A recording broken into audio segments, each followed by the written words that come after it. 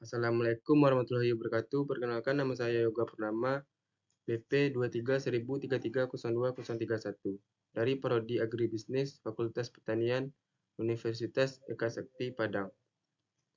Baiklah, pada kesempatan kali ini saya akan mempresentasikan tentang pengawasan mutu produk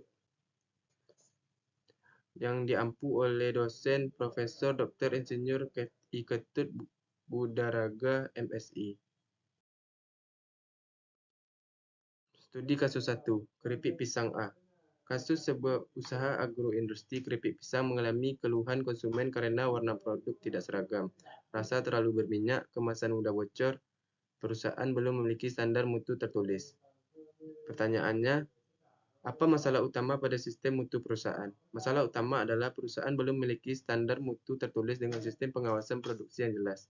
Akibatnya, warna produk tidak seragam karena proses penggorengan, produk terlalu berminyak karena teknik penulisan kurang baik, kemasan mudah bocor karena kualitas bahan kemasan dan proses tidak standar.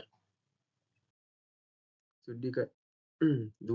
Standar mutu apa yang harus dibuat? Standar mutu yang harus dibuat: standar bahan baku pisang, suhu dan waktu penggorengan, standar warna, rasa, kerenyahan, dan standar kemasan kedap udara. 3. Langkah pengawasan mutu yang tepat: cek kualitas bahan baku, kontrol proses penggorengan, tiriskan minyak dengan baik, periksa kemasan sebelum distribusi, dan buat SOP dan pencatatan mutu. Studi kasus 2, kontaminasi pada produk susu. Kasus produk susu, pasteurisasi mengalami kerusakan sebelum tanggal kadaluarsa. Hasil uji laboratorium menunjukkan adanya cemaran mikroba tinggi. Pertanyaannya, 1. Apa penyebab kemungkinan kerusakan produk? Kerusakan kemungkinan disebabkan oleh proses pasteurisasi tidak optimal, sanitasi alat kurang baik, kontaminasi setelah pasteurisasi, penyimpanan pada suhu tidak sesuai, kemasan bocor atau tidak steril. Akibatnya jumlah mikroba meningkat sebelum masa kadaluarsa. 2. Sistem standarisasi apa yang perlu diterapkan? A. GMP untuk memastikan proses produksi higienis. B. SSOP untuk menjaga kebersihan alat dan lingkungan. C. HACCP untuk mengendalikan titik kritis kontaminasi mikroba. D. SNI produk susu sebagai acuan mutu nasional. 3. Bagaimana tindakan pengawasan mutu? Pengawasan bahan baku, menguji kualitas susu segar, memastikan susu bebas cemaran. Pengawasan proses, mengontrol suhu dan waktu pasteurisasi, memastikan alat steril. Pengawasan penyimpanan, menjaga rantai dingin, menyimpan pada suhu sesuai standar. Pengawasan produk akhir, uji mikrobiologi secara berkala, pemeriksaan kemasan sebelum distribusi. Studi kasus 3, penolakan ekspor kopi. Kasus produk kopi.